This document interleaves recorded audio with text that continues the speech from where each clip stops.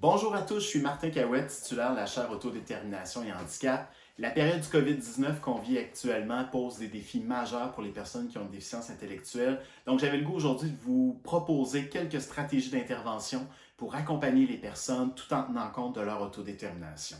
Restez avec moi jusqu'à la fin de la vidéo parce que j'ai aussi une demande particulière à vous faire. Première stratégie que je vous propose, dans cette période, il faut vraiment oser parler de la situation avec les personnes qui ont une déficience intellectuelle.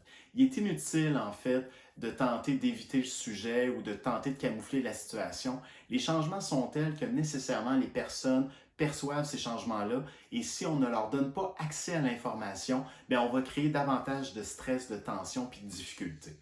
Donc, aborder la situation dans des mots simples en partant des conséquences qui sont les plus perceptibles dans leur quotidien. Pour ce faire, je vous ai mis un texte juste en dessous de cette publication, question de pouvoir vous aider à avoir des mots pour aborder la situation avec les personnes qui ont une déficience intellectuelle, vraiment pour qu'elles puissent comprendre qu'est-ce qui est en train de se passer. Deuxième chose également, il est important dans la mesure du possible de maintenir les routines en fait qui peuvent être maintenues dans le quotidien. Donc, si on a des habitudes de manger à certaines heures, de faire certaines choses de certaines façons, tout ce qui peut être maintenu à ce stade-ci, c'est important de le maintenir parce que ça devient une base de sécurité et de confiance, en fait, pour certaines personnes qui ont une déficience intellectuelle.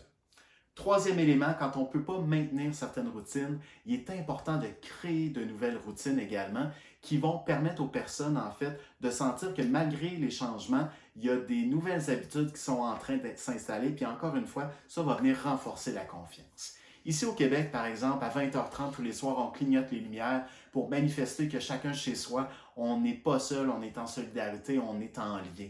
Donc, rien ne vous empêche, et je pense notamment dans les milieux institutionnels, de créer des dynamiques comme ça. Sortez votre folie, votre créativité, de façon à faire en sorte que les personnes puissent rester en lien, puissent se sentir finalement les unes avec les autres à travers des nouvelles routines comme celle-là qu'on peut installer.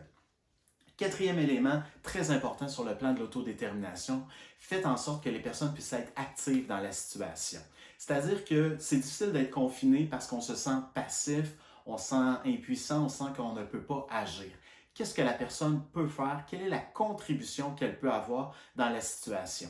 Appeler des proches, faire des dessins en fait pour témoigner sa solidarité aux gens qui sont en train de soigner les personnes malades, créer en fait quelque chose qui va ensuite pouvoir être offert finalement à des gens qui assurent finalement notre sécurité. Dans le contexte actuel, tout ce que vous pouvez trouver pour faire en sorte que les gens soient actifs, ça va être un élément important qui va les sortir en fait de ce sentiment-là d'impuissance.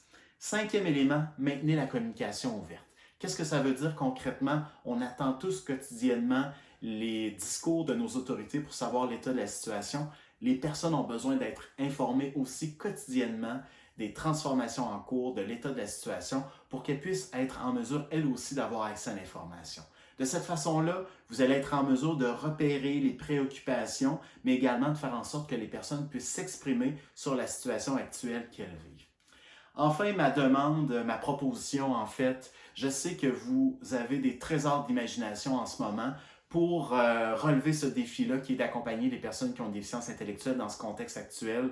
Vous êtes en mesure, vous créez des choses intéressantes, des documents, des outils pour communiquer autour finalement de la situation. Ce que je vous demande, si vous êtes d'accord, faites-moi les parvenir et sur la page de la chaire Autodétermination et Handicap, je vais les diffuser. Bien sûr, là, en reconnaissant là, que vous en êtes les auteurs, mais de façon à pouvoir alimenter tous ceux qui, à travers la francophonie, au Québec, en France et ailleurs, finalement, à relever le défi d'accompagner les personnes qui ont une déficience intellectuelle. Et je vais essayer régulièrement, en fait, à partir de vos témoignages, de vos outils, de vos stratégies, de vous revenir à travers des vidéos comme celle-là pour vous faire certaines suggestions, certaines propositions qui peuvent être intéressantes. Donc, faites-moi parvenir aussi vos histoires, vos bons coups. Tout ça va être essentiel, puis on va le partager comme ça. Et c'est de cette façon-là, en toute solidarité, je pense qu'on va réussir à relever ce défi ensemble, d'accompagner les personnes qui ont une déficience intellectuelle. Donc, je vous remercie beaucoup, bon courage et à bientôt.